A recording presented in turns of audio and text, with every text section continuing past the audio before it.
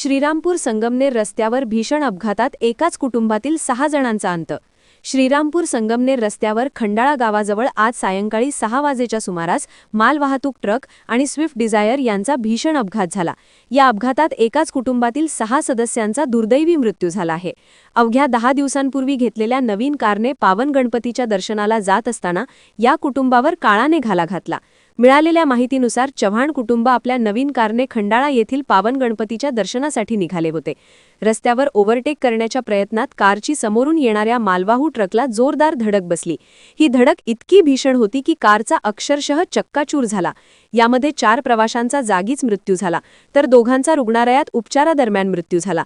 या भीषण अपघातात 24 वर्षीय प्रशांत चव्हाण, 40 वर्षीय संगीता चव्हाण, 16 वर्षीय सिद्धार्थ चव्हाण, 30 वर्षीय सारिका चव्हाण, 3 वर्षीय ऋत्वी चव्हाण आणि 26 वर्षीय ऐश्वर्या चव्हाण यांचा मृत्यू झाला आहे।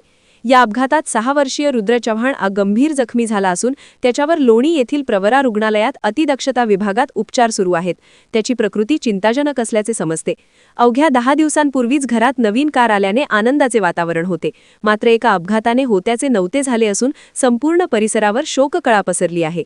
इंडिया सुपर न्यूज मराठीने घेतलेला स्पेशल रिपोर्ट।